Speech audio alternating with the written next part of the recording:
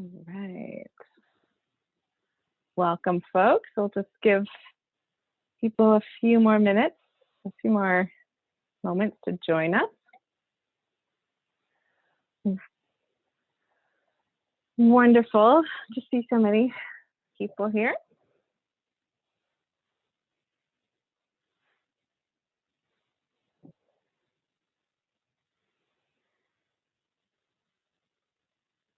All right, let's see. I'm going to change the viewing. All right. All right, give folks another minute or two as we get set.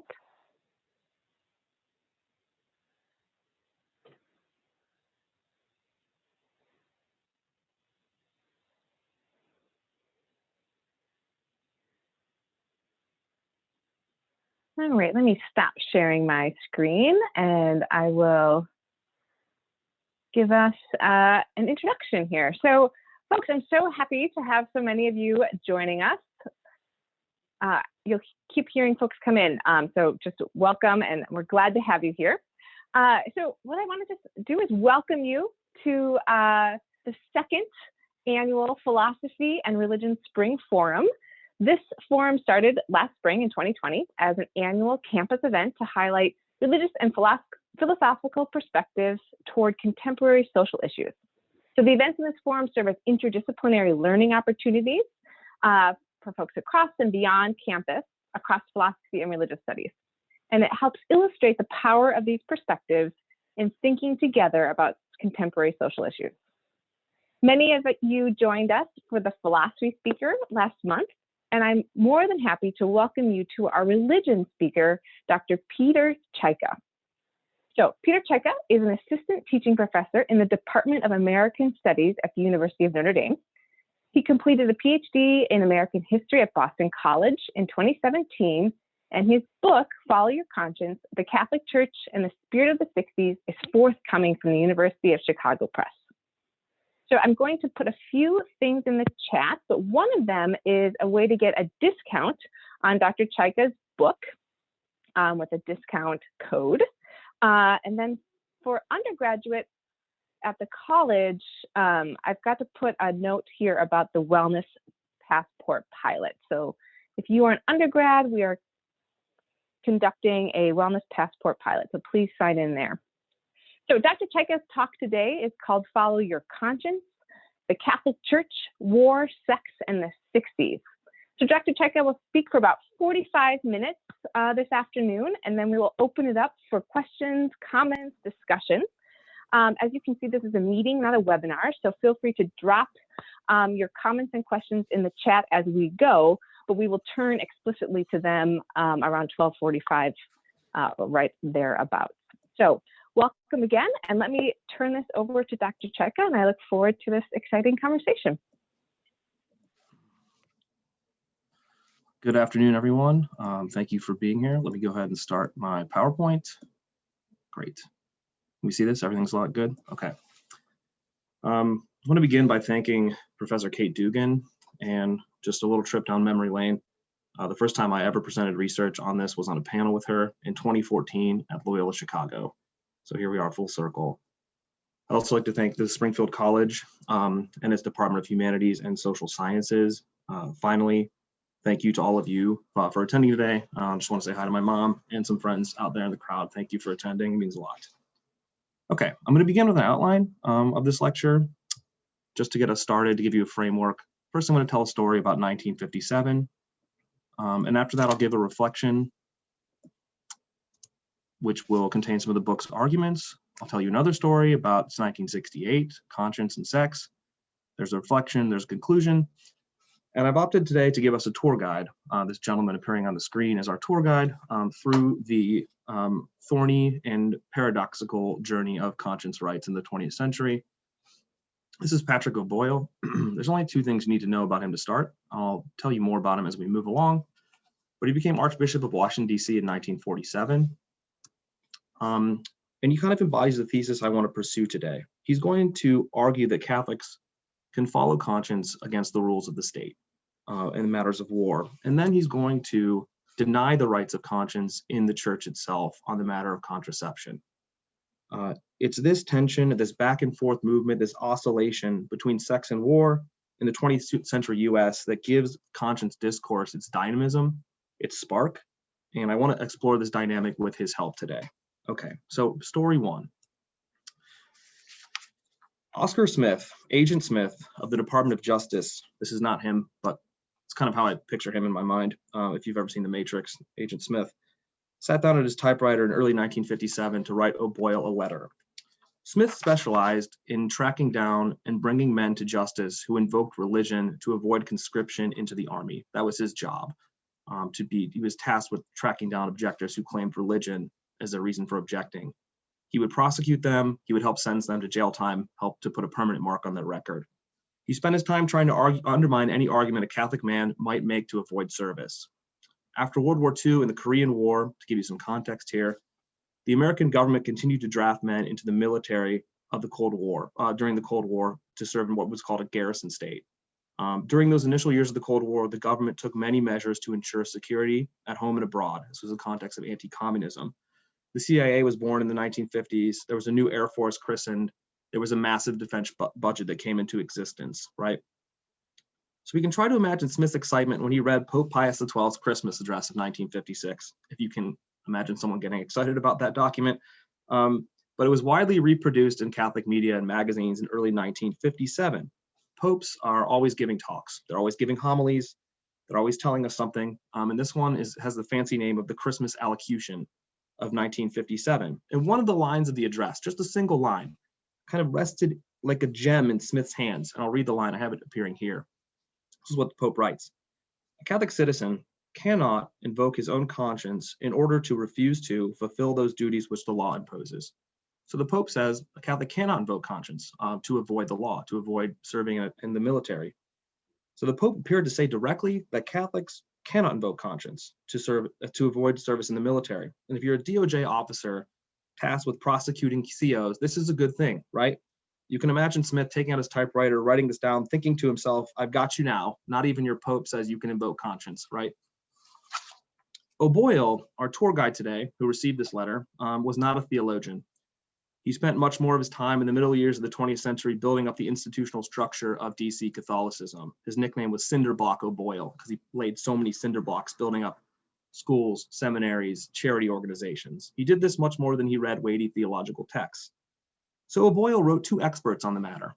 He wrote John Ford and he wrote Father Francis Cannell. And I saw Patrick Hayes in the crowd today, who's the archivist for the Redemptorists, where I worked on the papers of Father Francis Cannell. And we might assume, knowing what we kind of know about Catholics in the 50s, right? They were trying to be good patriots, like a lot of other good Americans, right? Catholic legislators were really responsible for getting that phrase "under God" into the Pledge of Allegiance in 1956, for example. They might react in two ways, right? These guys might say, Catholic authorities, they would encourage you to obey the state so you look like good patriots, right? Because as soon as you deviate from obeying the state, you appear to be acting like a communist in 1950s America. And secondly, because all three of these guys are priests, and all of them write at some point in their work, they express an affinity for papal power. They might say, obey the Pope, right? Well, this is kind of the opposite of what happens, right? O'Boyle had a career of working closely with the federal government too. He would have not been happy to ruffle feathers. This is why he was in DC. He worked closely with the Roosevelt administration during the New Deal to help young people find employment. He was a social justice liberal of the Democratic order. He coordinated a massive charity network during the Second World War. So Ford and Cannell, these two guys, are sitting in their studies. Cannell's in Washington, D.C. Ford is in Boston, and they're analyzing the Pope's speech, and they're analyzing this contentious sentence, and they're going to write a report back to O'Boyle, right? Both men basically destroy the Pope's argument. They took him to task for his lack of nuance, right? Ford was critical of how the Pope failed to include other aspects of the teaching on conscience that state clearly that Catholics must follow conscience and the truth that conscience produces, even if that truth is false, and I'll return to that a little later. Cannell pointed out that this could never be a rule. Catholics do have to invoke conscience in many situations, and that was becoming a huge issue in the 1940s over war. Both theologians send a letter back to O'Boyle saying the Pope is basically wrong. There's a lot of ways that Catholics can invoke conscience, and a number of situations where they have to invoke conscience, right? And the exchange of letters tells us something important at the start of this lecture that I want to highlight, right? Catholics will debate continuously in the 20th century. what it means to follow conscience. And Catholics will critique one another's arguments about this doctrine. The doctrine itself has this dialectic or dynamic at the center of it, which I want to investigate, right? Here you have some prominent American Catholics critiquing the Pope. Okay, these letters are behind the scenes. They're to each other, but still, they're basically saying, this guy is wrong, right? So O'Boyle takes the letter, and this is the actual letter from the archive. I have the quotes here that I'll read you. When I took the photo, it's a translucent document that's sitting on top of another document. So this is what he writes. Point 1, even in light of this statement, it would still be possible for a Catholic to subjectively claim in good faith exemption from the military. So O'Boyle says, actually, they could do this. They can claim it if they want to, right? Secondly, and this is the important quote for the next part of the lecture, right? A Catholic could refuse not to act against conscience, right? So your conscience tells you something, you are authorized to follow that conscience in certain military tactics which violated divine law, specifically the bombing of non-civilian targets, right? So that point is crucial. And third, Catholics must refuse in conscience, that's my third point, must refuse in conscience to accept commands from an authority when that authority is asking you to distribute contraceptives, right? Catholic quartermasters, Catholic pharmacists were being asked to distribute condoms by the tens of thousands to men in the military. And they wrote their authorities and said, can I disobey this order? And the authority said, yes, actually you can do that. And it goes on here to talk about perhaps being conscripted into providing sterilization or abortion procedures. And that moment right there, I can talk about this in the Q&A, becomes really important after Roe v. Wade, right? After 1973, the idea that you can't force a doctor to violate their conscience. But for the bulk of the 20th century, it's soldiers that are the contentious thing, right? Okay, I'm sure you know this, but it's worth talking about. World War II was a bloody affair. The conflict featured a range of technologies that were not new, but they were all enhanced. They all got better at killing human beings, right? Flamethrowers, tanks, machine guns, planes, bombs, lots of bombs, and of course nukes, nuclear bombs, right? So the second point of the memo is about bombing civilian targets, and that's a crucial one, right? The Germans dropped bombs on civilians in London. The Royal Air Force and the American dropped bombs on civilian areas in Germany, right? The Americans dropped bombs on civilian areas in Japan consistently in the 1940s, and they mixed those payloads with incendiaries, bombs that start fires, because Japanese people tended to build houses of wood in the 1940s, right? So they knew it would catch on fire, right? This is the city of Hamburg, which was unusually dry in the summer of 1943 when American-British planes dropped bombs all over it. The bomb produced a tornado of flame that shot up over 200 feet. It was so hot in the center, and the oxygen was being consumed by the fire so much it produced a windstorm and produced basically a tornado of fire, right?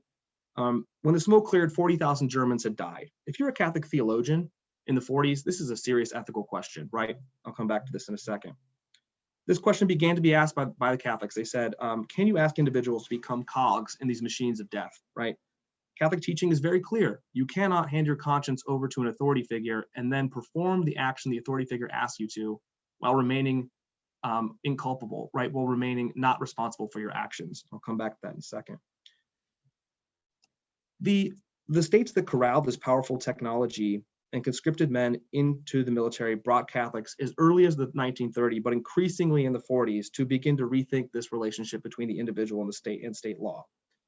Catholics began to invoke the right to follow conscience more and more in periodicals and magazines.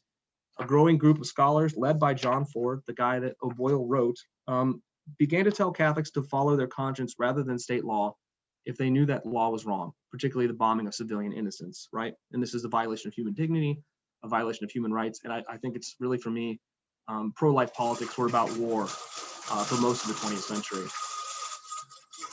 You guys hear that? The gale force wind has. It's a good reminder to all of us to make sure we're muted until the Q&A.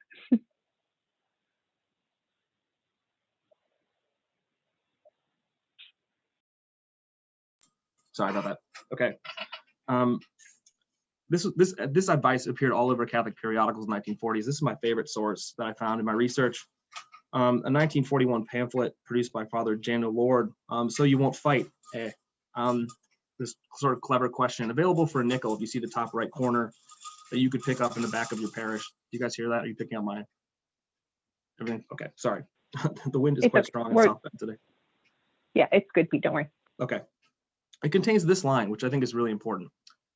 The man who fails to examine his conscience and fights in an unjust war is guilty in the eyes of God, right? Lord says that if a Catholic simply follows an order without forming their conscience beforehand, they're actually committing a sin. They ought to find their way to a confessional. They ought to find their way out of this sin, right? Lord has not gone off the rails here, and that's why I want to be crucial. This is not an argument that's outside of tradition, right? You would learn this in grade school as a Catholic. You would learn it from your catechism. You'd learn it again in middle school. You'd learn it again in high school. And if you became a priest, you would study this argument over and over and over again. As you, like in seminaries, you prepared to work in the confessional. You learn this over and over again, that you had to follow your conscience and form it properly, rather than simply obey a law, right? And this is why the memo from O'Boyle is really important, because it represents 15 to 20 years of Catholic thinking on the matter of modern war, and it puts that idea directly in front of the state agent for him to consider, right? It shows clearly how Catholics themselves are going to debate this idea of following conscience. Hold on a second, I'm so.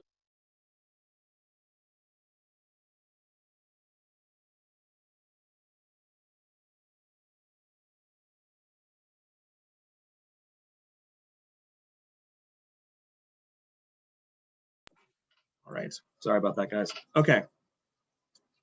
And this won't be the last time the Catholic authority sort of warns that the Catholics sort of say you have to follow conscience, and an American Catholic authority begs to differ. They're going to fight over this idea. So now moving into the second part of my lecture here, the first reflection, which I'll give you one of the major arguments of the book here, right? We need to ask another question, I think.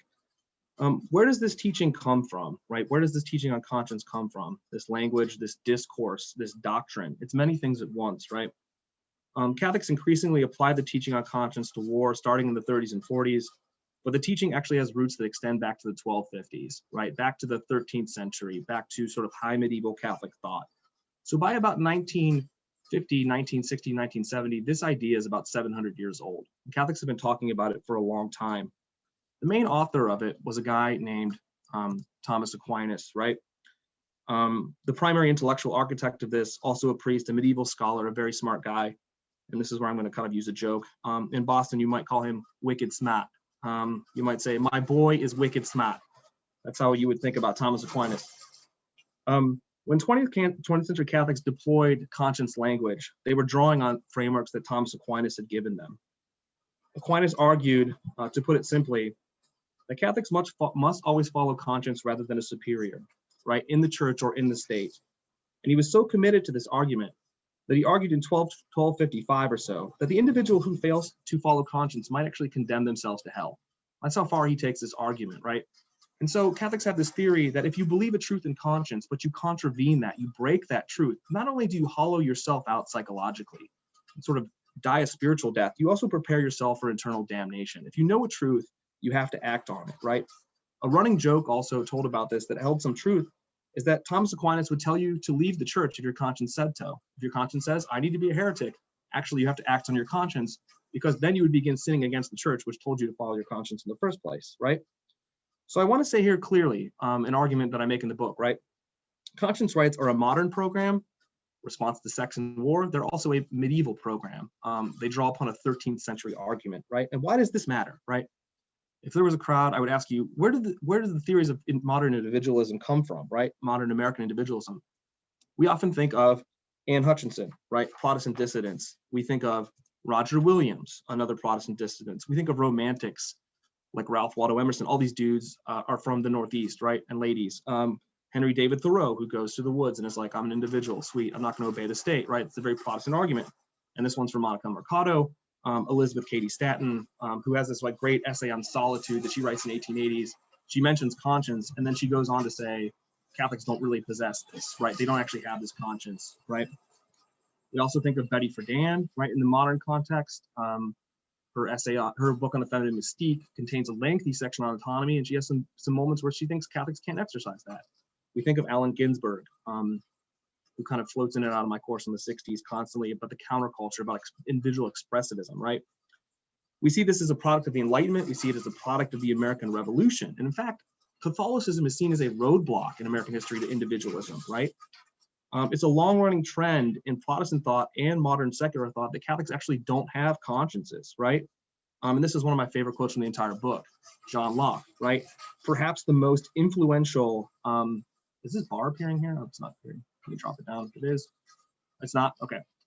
Perhaps the most influential philosopher in the American revolutionaries, perhaps the most influential philosopher on the American Constitution, writes that Catholics, quote, owed blind allegiance to an infallible pope who hath the keys of conscience tied to his girdle. I love this evocative image. You can see that the pope is like jangling a keychain with our little consciences on, and he's like walking around, is tied to his belt, like he's the janitor, and like, you know, he controls these minds, right? Protestants know that Catholics talk a lot about conscience, right? They note this in the 20th century, but they think that Catholics have these microprocessors installed in their minds, programmed by the Pope, like computer chips that then get them to behave the way the authority wants them to, right? And this, I would argue, that is part of like the intellectual framing of all of American history, right?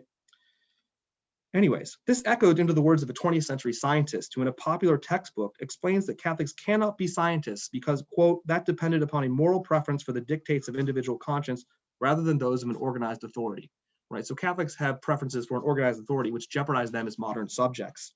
And so one of my main arguments of the book is that we have to turn this over. To understand the 20th century, we have to see Catholics as individualists, right? We have to see them as conscience, invoking conscience. And this shapes the course of the 60s in profound ways, and it shapes the trajectory of America after the 1960s. And to sum this section up, American individualism has its roots in 13th century France when Aquinas was giving these lectures, not just in 1630s Boston, 1770s Boston. And I think that's what we have to adjust for, or I hope my book influences that discourse. Okay, part 2, or story 2. Story 2. Sex conscience in 1968. We're gonna move forward several years here. What's my time like? 12:20. 1968 was a wild year in global history, just to put it lightly, right? Paris, students and workers shut down the city for a month of May with strikes, right? Students occupy buildings at Columbia University. This always kind of blows the students' minds here at Notre Dame when I show them this. When we talk about what would actually motivate you to take over one of the halls here on campus, right? They actually get into the president's office and like dance around in his office and stuff. Protesters clash with police outside Chicago, the Democratic Convention of 1968, right? Similar waves of dissent rocked Germany, Mexico, Japan, and Czechoslovakia. And so the first point of this section is to say priests, yes, priests got in on this action in Washington, D.C. in 1968, right? O'Boyle, who became a cardinal in 1967, here's my second joke, not like the baseball team, he became a cardinal like with the Pope, right? Okay. Once again, found himself at the center of a debate over conscience, right? Only this time, instead of O'Boyle telling the state that Catholics can follow conscience against law, he's going to put the shoe on the other foot and try to deny the argument that Catholics could follow conscience on the matter of using the birth control pill, of taking artificial contraception. So that's what I began the lecture with, is this oscillation, this pendulum swing, right, that O'Boyle allows us to see. Catholics can follow conscience against state authority, right? But they have to set aside conscience claims in the church. And I think this is one of the essences of being a modern Catholic subject, is that you want obedience inside the church, but disobedience to the secular liberal state. How? The question for myself, but a question also, I think, for modern American historiography, how can you build a subject who discerns which laws to obey and which not to obey? If questioning authority is on the table and following conscience on the table, well, it's on the table, and we're going to follow conscience against any law that's made by an authority figure. However, O'Boyle wants to have his cake and eat it too, in a way, we might say, right? A Catholic could invoke conscience against the state. I'll pose this as a question, but could a Catholic invoke conscience against the church? And to me, the argument I want to make is this was the key question of Catholic 1968, right? This was the key question of how American Catholics framed the year of 68. Students in Paris are asking certain questions. Student at Columbia, the protesters at the Democratic National Convention are all asking different types of questions that have analogies within them. And this is the Catholic question that guides this, right? So in July of that year, Pope Paul VI issues a document, a few basics here, called Humanae Vitae, that condemned the use of artificial birth control. And Professor Dugan's research is opening up a lot of new pathways to think about the trajectory of all this after 68, right? O'Boyle was a committed defender of this document, right? So in 1968, just to lay this bare, a year of upheaval, in the midst of a broader sexual revolution, the church is going to double down and reinforce a law that says you can't use the birth control pill, right? O'Boyle's committed defense of this document provokes the priests of his archdiocese, though. And this is what's different, right? So if O'Boyle claims this against the state, what happens if his priests start claiming this argument of conscience against him? Okay. So the priests issue a statement of conscience in July of 1968. You can see it here, right? And I'll quote this really quickly. As preachers of the word and ministers of the sacrament of penance, we respect the intelligently and responsibly formed conscience of those who follow this theological judgment. And that's what they're saying, is that if you form and follow conscience on the matter of contraception, we will tell you that's okay. We will tell you you can follow your conscience on this matter, right? These priests were a collection of young men recently minted from seminaries who were working in the city's parishes. They then, see, this is where they get a little bit cheeky, right? They write a personal letter to O'Boyle. They hand deliver it, right? And they say, you didn't. So O'Boyle doesn't respond to this initial statement. He's like, I'm going to let this go. We'll be fine. So this letter, a letter containing this, shows up at his office like that week, right? Our public statements, they say, while accepting with reverence the encyclical, have also reflected our belief in this tradition of respect of conscience, that it need not be set aside, right? I don't know if I have a quote totally right up there. But basically they're saying, we learned this in seminary.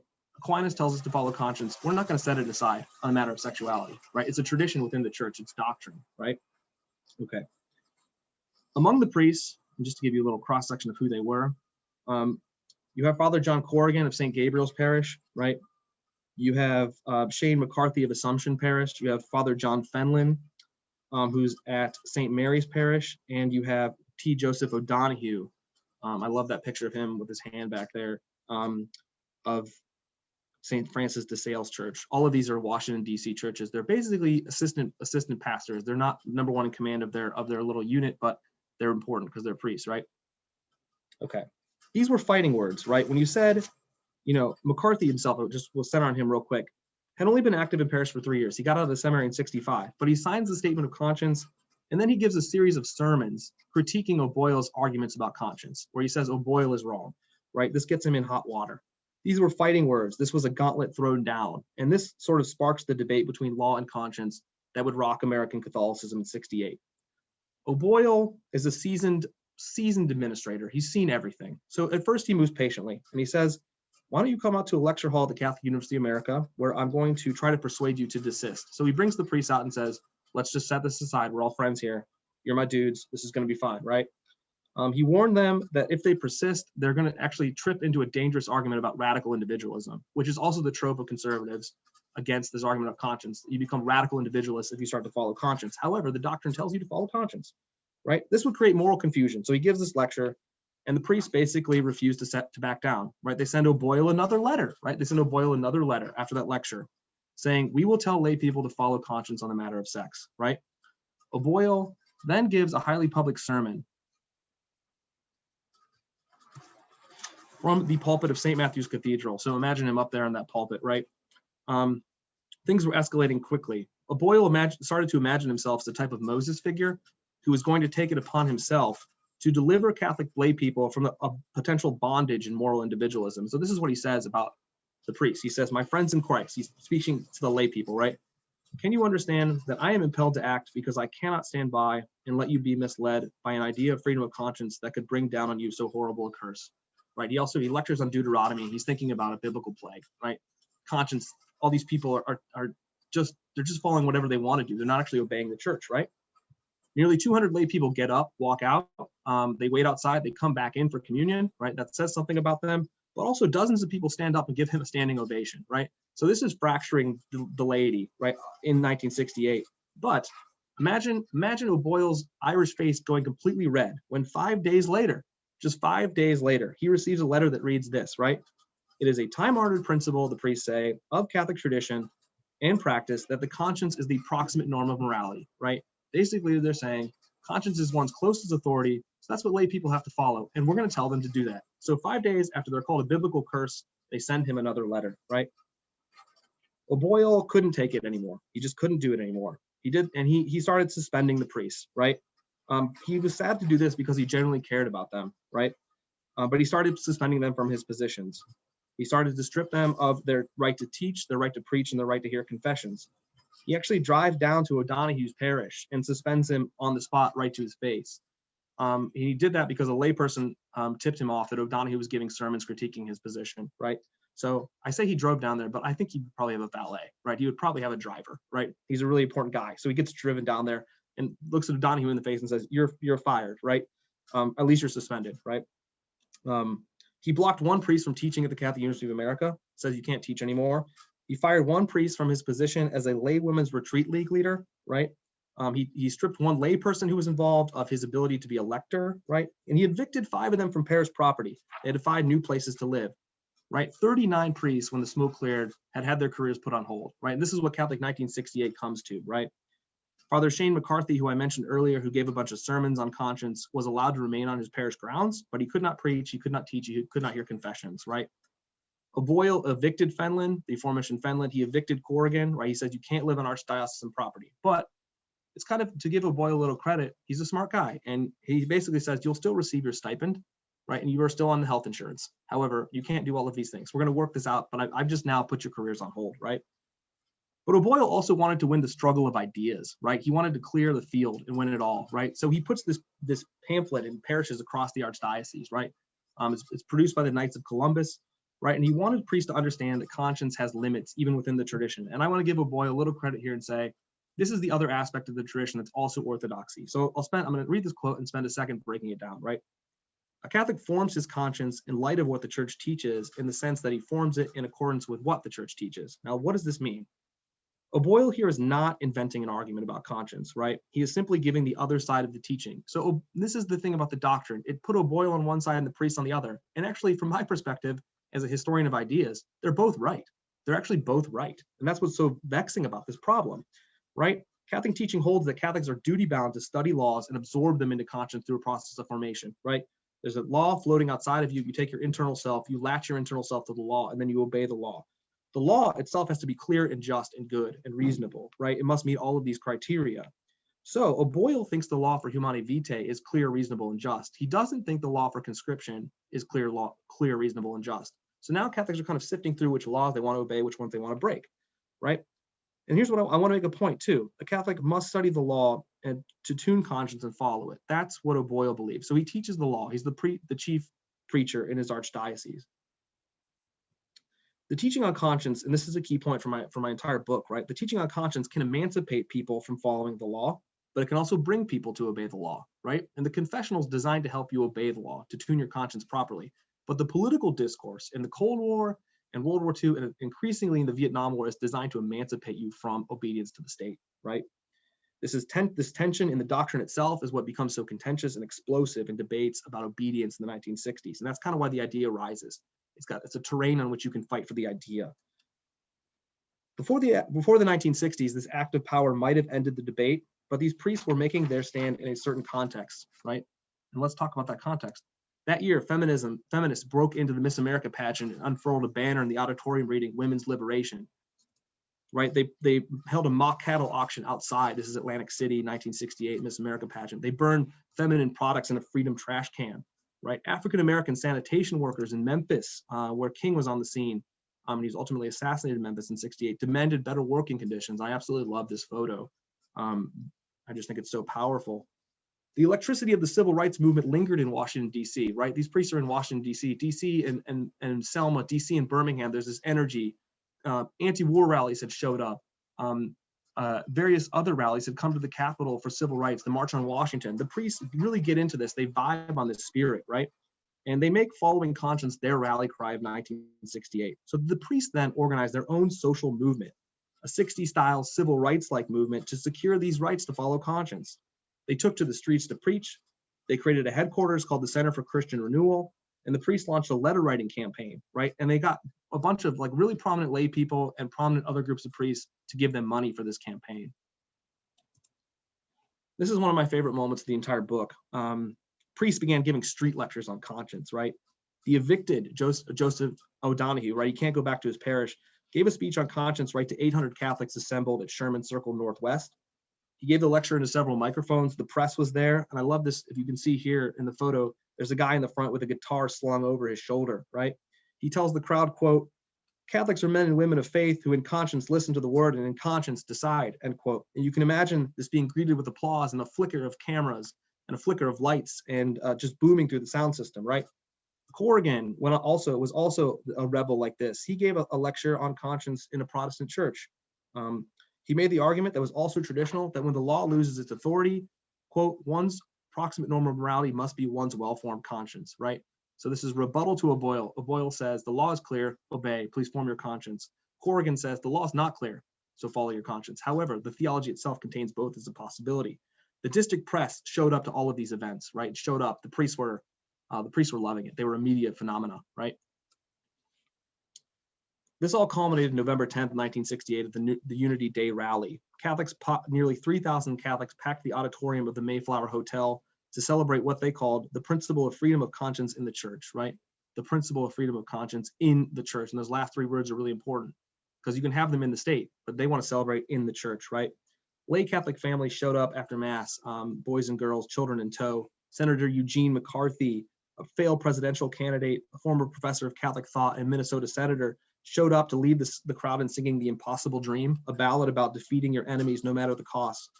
Nuns and priests locked arm and swayed as they sang Simon and Garfunkel's Mrs. Robinson together, right? What a surreal moment.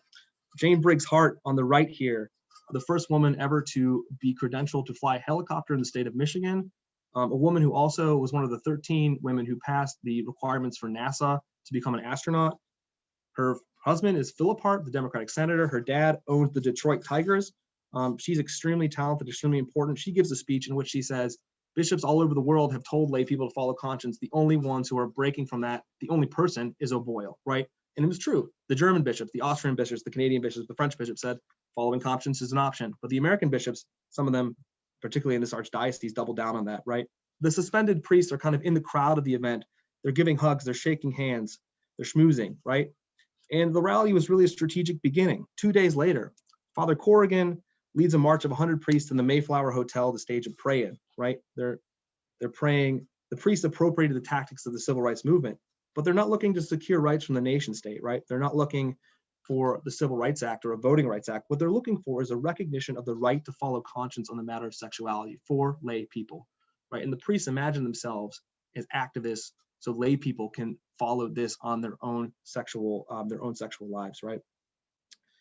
The rally and the march, here's another great photo, right? Guitars, priests, singing, sitting, like they just got they're sitting in there waiting for the bishops. Some of the bishops are actually staying in the hotel that weekend. So they're staging this praying and they're kind of sitting there waiting for them to come downstairs, right? And this was this classic tactic of the 60s, right?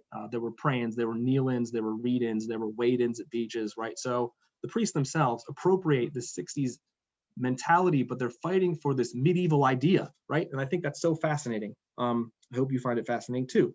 The rally would have made its point, but O'Boyle basically remains completely unmoved. And I've just tried to write an article about this process. It took 2 years of cases in ecclesiastical courts in DC, Cleveland, Ohio, and in the Vatican to settle the dispute. It's actually not settled until 1971, and I can say more about that in the Q&A, right? Most of the priests end up coming back, but some of them end up leaving the priesthood, and there's a massive crisis in the priesthood in 68. Okay. So reflection, my final reflection and my conclusion as I kind of wind down here, right? So I think O'Boyle is an excellent tour guide through the history of 20th century conscience claims because he personifies better than any other figure in American Catholic history the tendency of Catholics to swing from one side of the debate. 10 minutes left. How much time? 7 minutes, about 7 minutes. I only have about 4 or 5, and then we'll go to Q&A, right? He personifies better than anyone this tendency to swing from one side to the other, right? Yes, follow conscience on the matter of the war, but do not follow conscience on the matter of sexuality. He placed conscience above law and law above conscience as the situation demanded, as he saw it. So on him converges the two streams that drove Catholic conscience language into the public sphere in the 60s, right?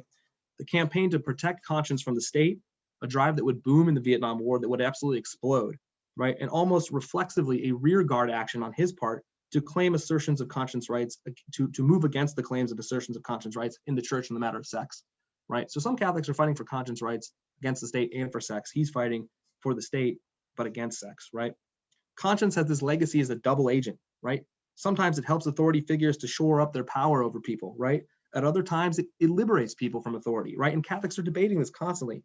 When and where conscience is bound to follow authority, or when it uncouples an individual from authority, is a matter of serious debate in the 20th century United States. And that's kind of my argument, is that to understand the 20th century, we need to take this idea and the debates about this idea into account, right? It's worth mentioning here that O'Boyle himself is very progressive in some regards. He was committed to civil rights profoundly. He began desegregating his archdiocese schools earlier than most bishops in the US. He appointed prominent African Americans to the board of the CYO, the Catholic Youth Organization. He moved gradually in the 50s, but by the 1960s, he became adamant. He vocally supported Lyndon Johnson's Civil Rights Act of '64. In an archdiocese, mind you, that has a lot of white Catholics who wouldn't have liked that argument. Shane McCarthy, who I mentioned earlier, is profoundly inspired by O'Boyle, and he asked to be transferred from a cushy suburban parish to an inner city parish where he can work with African American Catholics, right? So it was actually painful for Shane McCarthy to say his bishop was wrong about conscience because he liked the way Archbishop O'Boyle stood up for civil rights. It's one of the contradictions of modern American Catholicism, of modern Catholicism itself, that a figure like O'Boyle, who believes in natural laws governing the universe, and that's kind of the jump off point for the next book I want to write, right, can be reactionary on sex, but progressive on civil rights. It's the same idea is driving both forward for him, right, is that human beings have this inherent dignity, and there are just laws and unjust laws that have to be distinguished between, right? And as a final note, in this section, I'm happy to talk much more about the Vietnam War in the Q&A. In 1971, there's one document that shows up in the record. O'Boyle votes in favor of a document in 1971 that says Catholics have the right to follow conscience on the matter of the Vietnam War, right? He argues, and not only that, they have the right to become total pacifists via conscience, and they have the right to become selective conscience objectors via conscience, right? And he votes in favor of this document. You can see it in the minutes, right? He's in favor of it, right? So that he comes full circle in that moment, right? So now this is my last thing to say. And here you can see him. This is after '64, but he was close friends with Lyndon Johnson and worked with him closely as well.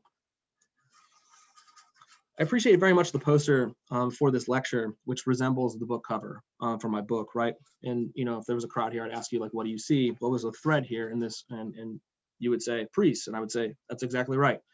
There are a lot of priests in this book.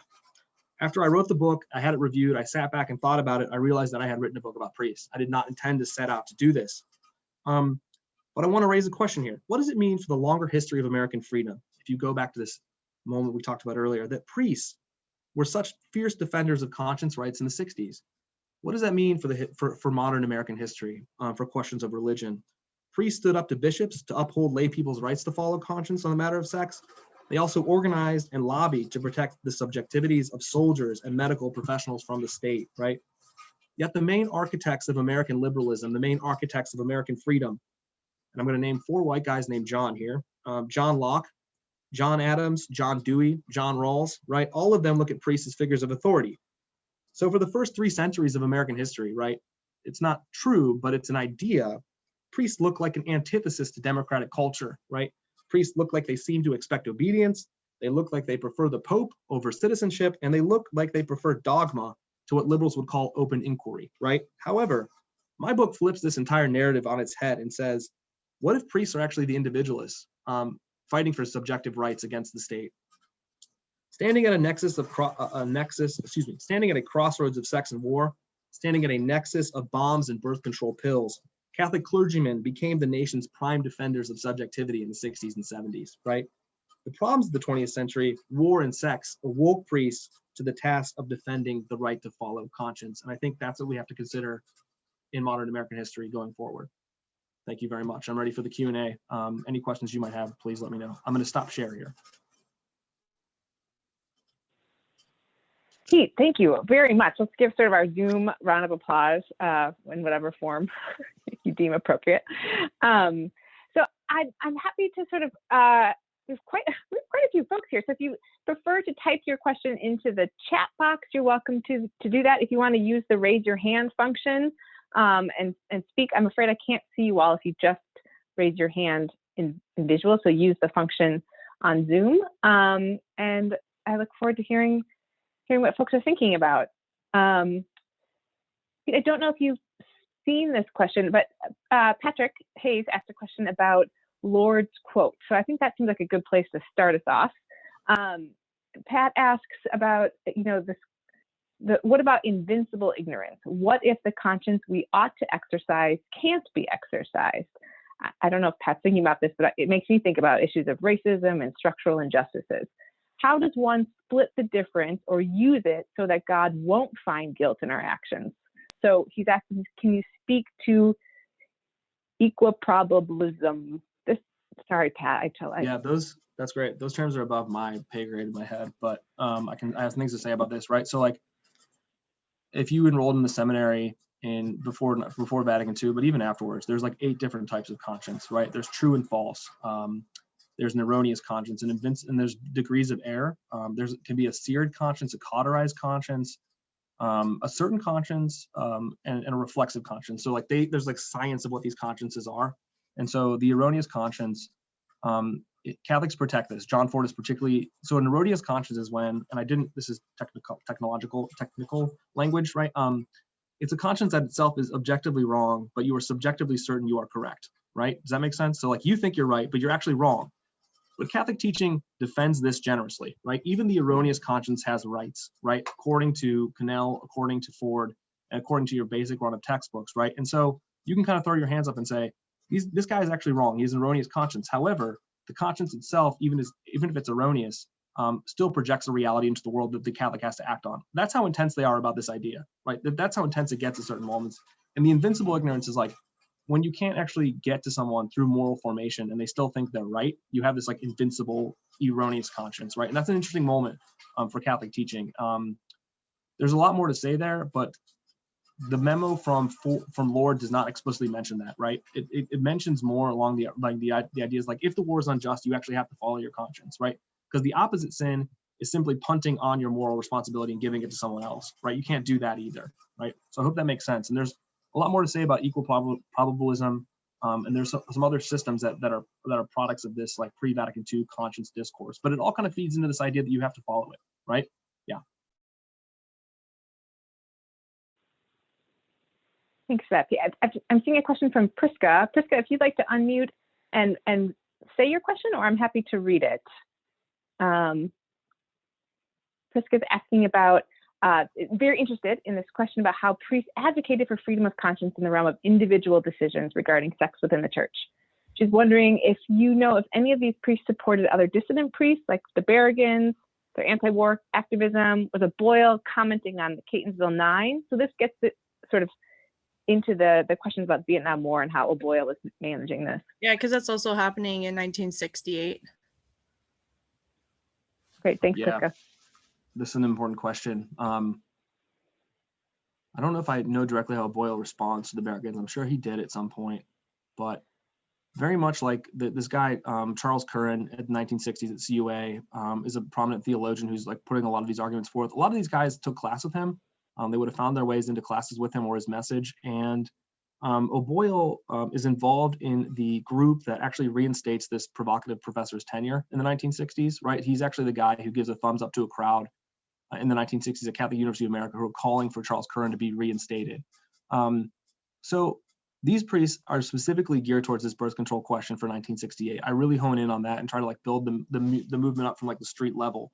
And they would have been feeding off Vietnam. And I think this is a key question like for the book, right? So I have a chapter on birth control, but then I have 2 chapters on Vietnam because these things are coalescing, right? The Vietnam War and the question of conscription is proceeding alongside the question of contraception. And they're both feeding off of each other. And you can't understand one without the other, right? So the Berrigans are really important, and a lot of people have written about them. But along with the Berrigans, there are tons of lay Catholics who are invoking conscience against the state. There are tons of like organizations that come to this, and there are Catholic parents and Catholics who have to deal with like what it means to follow a conscience on this matter. It eventually goes all the way to the Supreme Court, where the Supreme Court says no, Catholics cannot form and follow their consciences selectively against a war. However, the bishops then turn around and publish this document in 71 that says it's okay, right? So they were all kind of feeding off this. They would have probably admired the Berrigans very much, even if they thought they were a bit radical.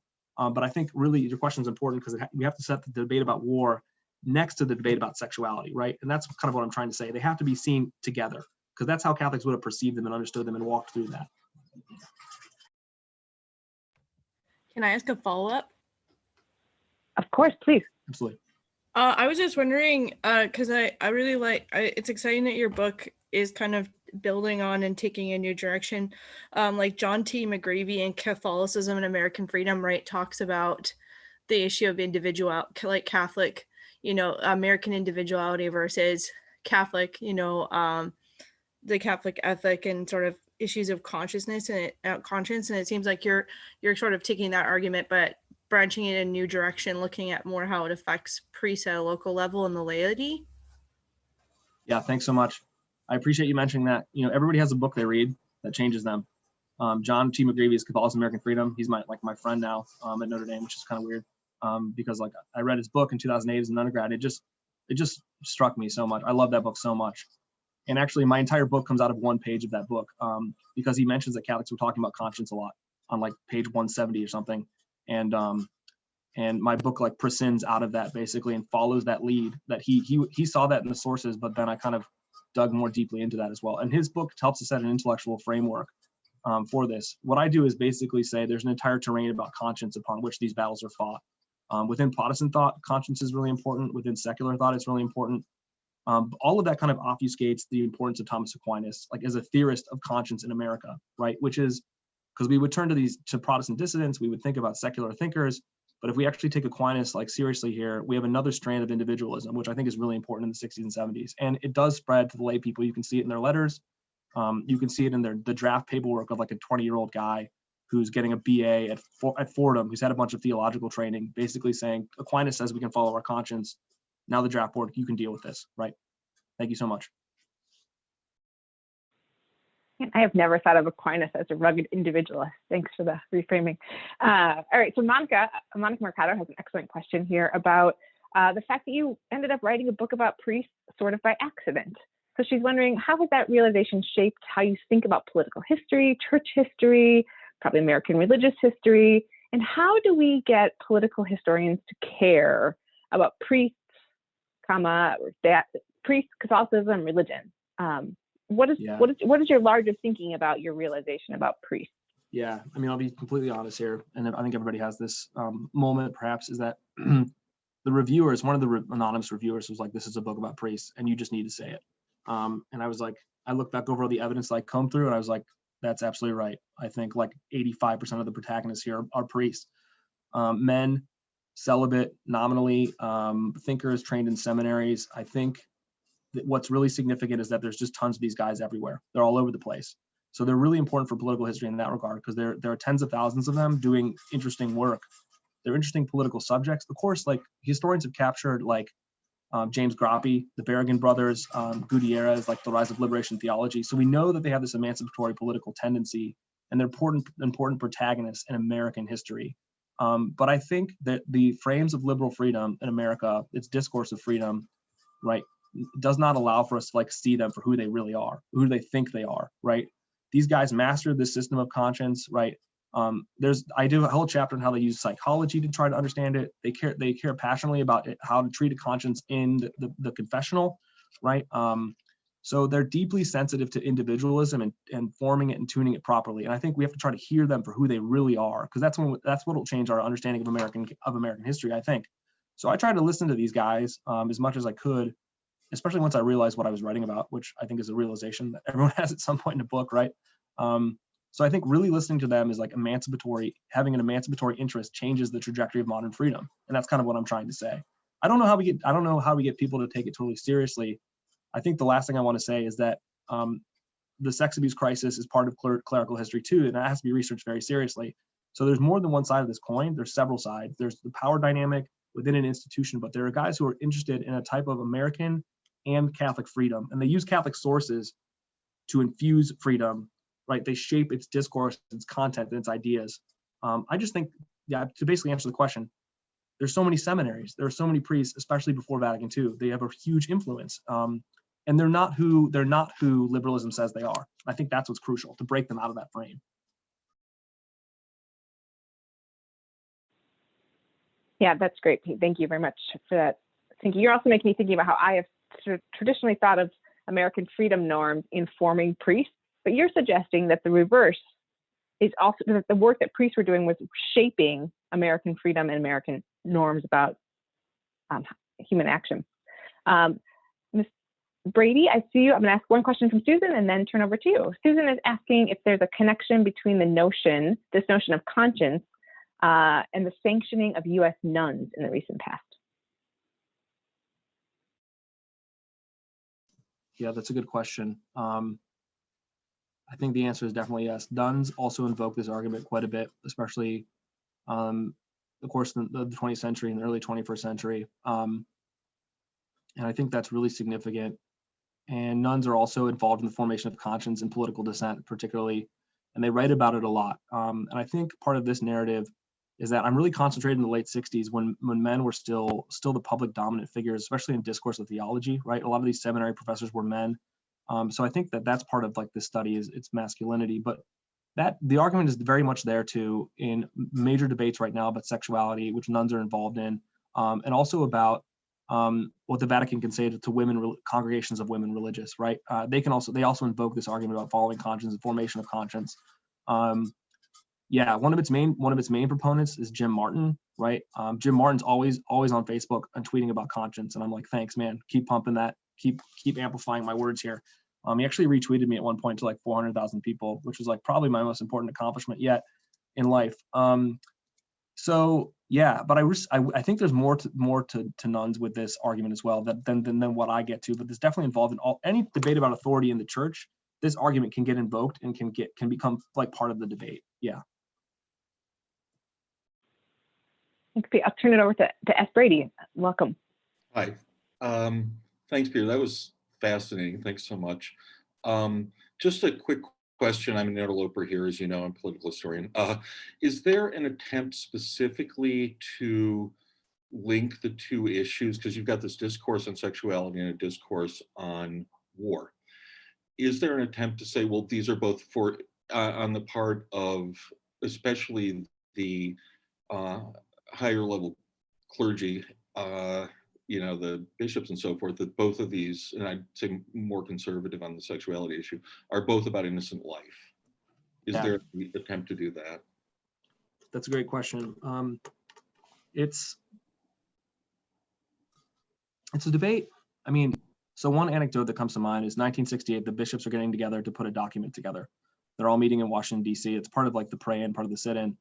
If you read that document, I think it's called Human Life in Our Day. I could be wrong about that. I'll get the top. But if you look at that, there's a section on conscious objection that invokes conscience, and there's a section on contraception that invokes conscience as well. So they're getting lobbied by both of these movements simultaneously, right? What I didn't talk about today so much is what I call the conscience lobby, right? Which is a collection of Catholics who are lobbying the church to be more aggressive about arguing for conscience rights in the Vietnam War. And they're also pushing the state, right? They're also showing up to legislators' meetings. They're petitioning the government to say, we have this teaching on conscience, help us to follow it. And they both converge on 1968 for the bishops.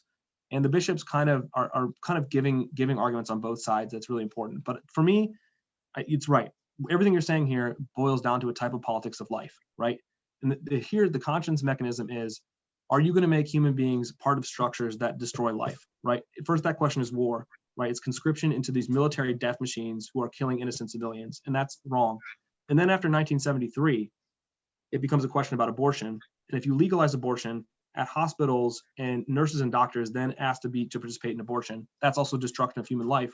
But it's asking these people to become cogs of these machines of death, as they see like modern liberalism.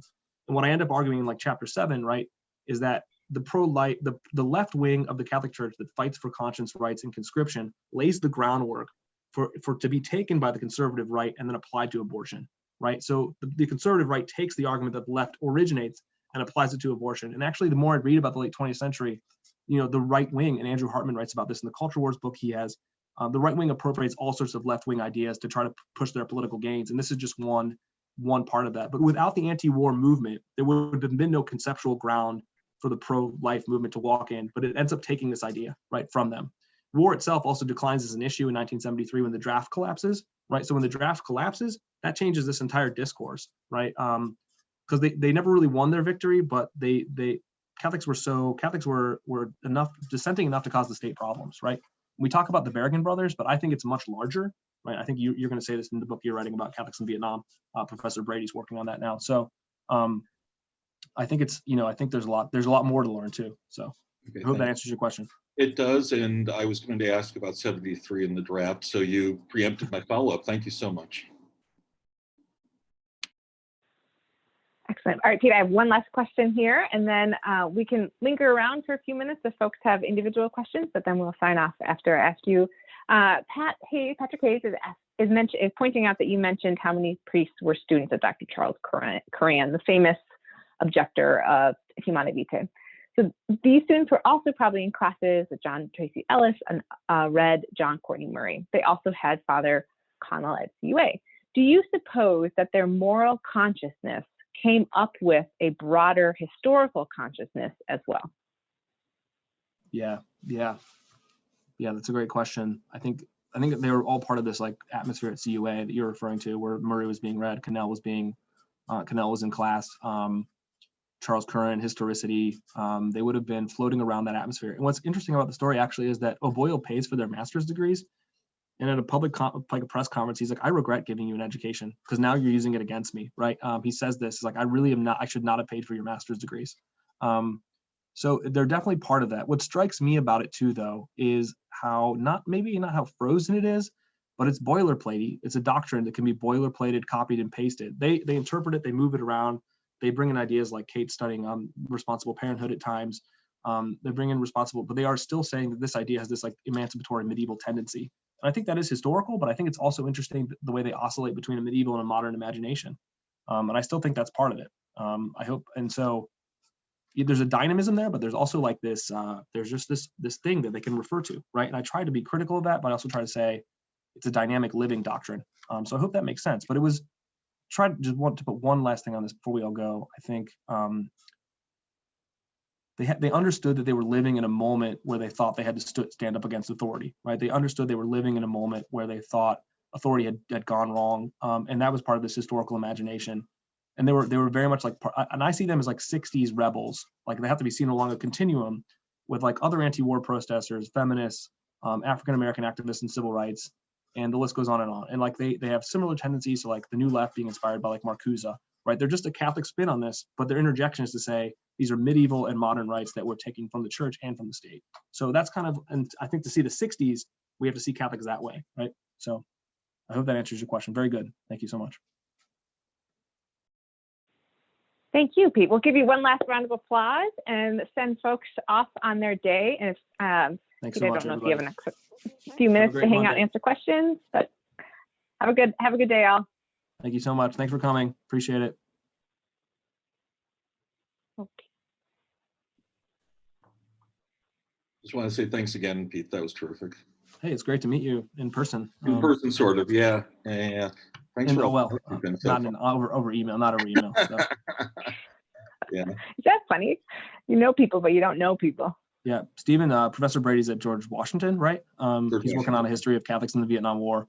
So it's pretty cool stuff. And we've been exchanging notes, and he's going to do some work at Notre Dame at some point whenever this dissipates, you know? So. Yeah. Well, fantastic. Well, thank you. I'm so glad you're able to join us. Fantastic. Yeah. Thanks so much. Ian, how you doing, man? Good to see you. Hey, Pete, what's going on? That was good. Thanks. I jumped in a little late. I came from a faculty meeting, but I appreciate it. Did you get my Boston accent quote? You missed it. I don't know if I was in there for that one. I came into like 12:30 after we wrapped up. So no, I must have missed that one. Yeah, I used the phrase wicked smart. I thought of you. You weren't here though, so. Maybe for the better, but you know. Probably. So what's the next project? I heard you briefly touch on that. I don't know totally yet, but I'm thinking about doing a project on like the history of like natural law theory. Like this idea that there's like a natural law. And I think I'm going to start with like the 1630s and end in like 2000 and just go over the entire history. Yeah. And so it's like Martin Luther King invokes it to overturn segregation. Segregationists invoke it to keep segregation. The American revolutionaries invoke it to launch the revolution. But then in like the late 20th century, Catholics start to take over the idea for their own. And that's like, I think I might end with Clarence Thomas's like judicial trial, like where he's like, you know, he's trying to become a chief justice, the justice, right? And he's invoking natural law theory to get his job. And that's kind of like, it becomes a Catholic idea, but it started out as Republican and secular. So I don't know. Yeah. I have to actually